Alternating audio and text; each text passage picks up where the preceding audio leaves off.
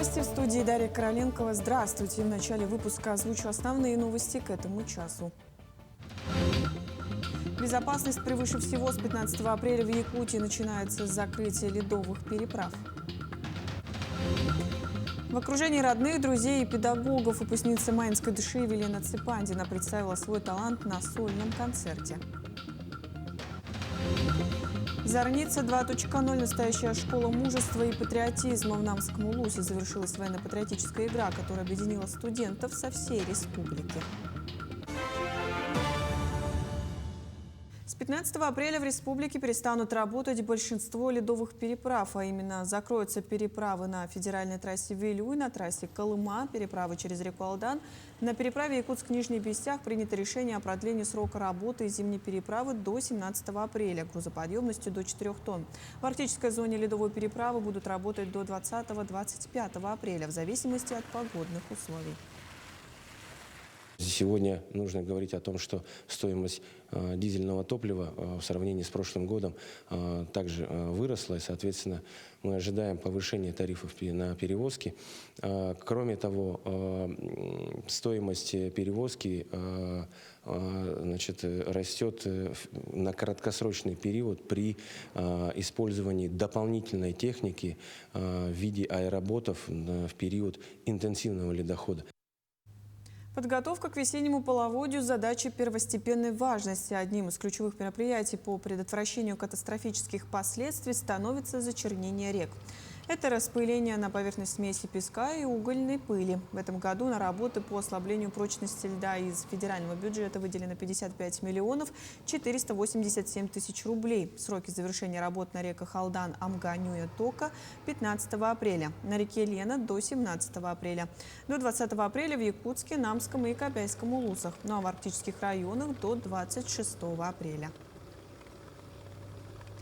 Между тем, все формирования Республиканской службы спасения приведены в боевую готовность. Подготовка позволила выявить недостающие в районах оборудования и оперативно его отправить. Так, в канун закрытия ледовых переправ были переправлены вещи и необходимая техника в Амкинский район. Ожидается отправка сотрудников и оборудования в Алданский район.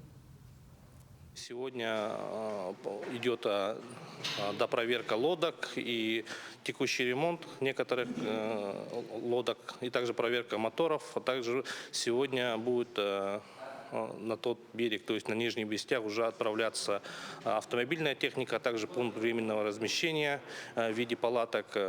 И уже будут дожидаться своего часа, когда к работе по предназначению. В селе Алтанцы Амгинского улуса состоялось открытие новой водоочистной станции, построенной в рамках нацпроекта «Жилье и городская среда». Проект реализован по программе «Чистая вода», в рамках которой в прошлом году аналогичная станция была открыта в селе Амга. Общая стоимость проекта составила около 264 миллионов рублей, из которых 46 миллионов рублей выделены из федерального бюджета, а 213 миллионов из бюджета республики. С этого года проект стал частью нового национального проекта «Инфраструктура в жизни». Новая станция водоснабжения, оснащенная современными технологиями, обеспечит более 700 жителей села качественной питьевой водой. Станция мощностью 200 кубометров в сутки подает для жителей алтанцев чистую воду. Сейчас на данный момент построены сети до поселка и сама станция мощностью 200, как я уже сказал, 200 кубометров. Сама станция питается водой со скважины, которая находится на расстоянии около 100 метров от самой станции. Скважина пробурена глубиной 450 метров. Министерство промышленности Якутии провело выездное совещание в Уснере с руководителями и представителями золотодобывающих предприятий Амикунского улуса. Подробности встречи далее. Министр промышленности и геологии республики Максим Терещенко предложил провести совещание в форме конструктивного диалога и говорил о содействии в реализации производственных планов предприятий золотодобычи. Следует отметить, что в районе зарегистрировано 40, в том числе мелких, организаций недропользователей. Республика по золотодобыче стабильно держит первое место на Дальнем Востоке, а Эмигонский район в республике занимает 3-ю позицию.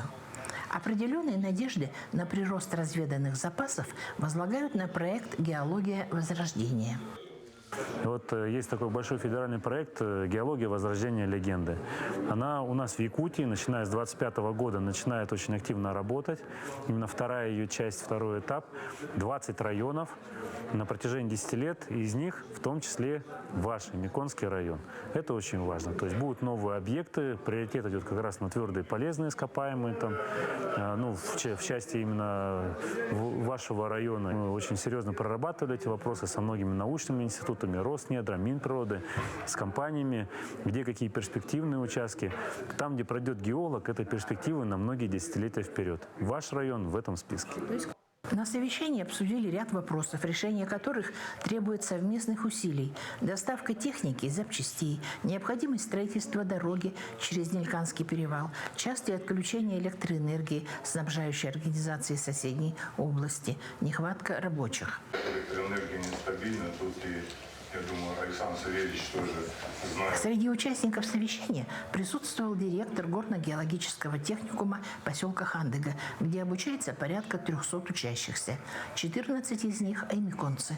Раньше, когда только наш техникум обосновался, создался, то есть работодатели Аймиконского района впервые взяли наших студентов, получается. Они дали тренд наших студентов в Республике Саха-Якутия, где они себя неплохо показали.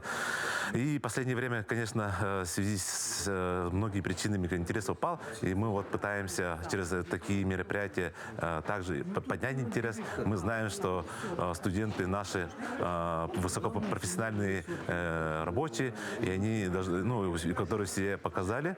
И мы знаем, что у работодателей есть кадровый голод, и мы сейчас будем работать над этим усиленно, чтобы именно для северо-востока Якутии обеспечить полностью нашими студентами. В завершении рабочая группа посетила предприятие, работающее на единственном в России золото-сурьмяном месторождении. Светлана Поцелуева, Андрей Неустроев, Уснера. Якутских чиновников научат анализу данных. В столице республики стартовал 4-й поток интенсива школы номер 21, в рамках которого 100 госслужащих с разных уголков региона проходят основы сбора и анализа данных. И самое главное, эти навыки участники интенсива применят на практике и в работе. Эксперты проекта уверены, сегодня без анализа данных управленец не сможет ставить эффективные задачи коллективу и, соответственно, работать результативно. Первый поток интенсива прошел еще в марте. Этот же продлится с 14 по 19 апреля.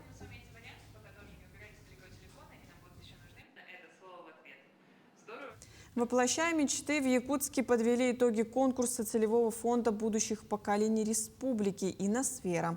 13 победителей получили до 1 миллиона рублей на развитие и реализацию своих образовательных проектов. Каких, расскажет Саргалана Неустроева.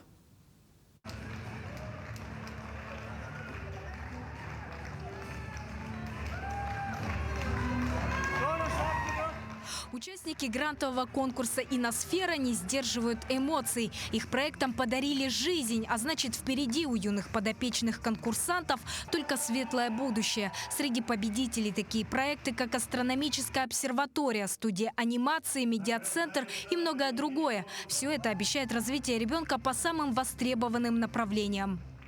Такие гранты, как у целевого фонда будущих поколений, очень важны, потому что, как известно, в школах и образовательных организациях очень сложно купить дорогостоящее оборудование, которое нужно для реализации проектов детей.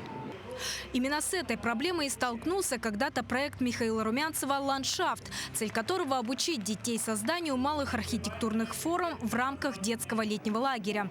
Теперь же с грантом можно с уверенностью сказать – ландшафту быть. Наш грант пойдет на покупку оборудования и техники, которые мы будем использовать в дальнейшем. Летом мы собираемся организовать лагерь, летний лагерь, в котором все это будет работать. Общая сумма грантов составила 11 миллионов рублей. Всего участие в нем приняло более 60 проектов. Критериев было у нас 6. Значимость проекта, обоснование расходов, актуальность, реалистичность бюджета, информационное освещение. Думаю, что в следующем году мы подумаем над тем, чтобы провести конкурс среди организаций дополнительного образования отдельно. Напомним, что с 2020 года целевой фонд будущих поколений поддержал создание 22 детских инновационных центров по республике. Сарглана Неустроева, Стас Потапов, Якутск. Выпускница Маинской детской школы искусств Елена Ципандина порадовала публику сольным концертом. Талантливая пианистка, многократный лауреат международных республиканских конкурсов, а также обладательница 3 гран-при республиканских конкурсов. Елена учится в 9 классе Маинской средней школы имени Ларионова. С 1 класса она обучается игре на фортепиано в музыкальной школе у заслуженного работника культуры республики Светланы Николаевны Марковой.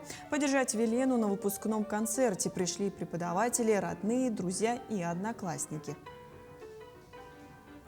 Елена у меня учится с 1 класса. Вот так быстро прошли 8 лет по программе ФГТ. Очень способная девочка.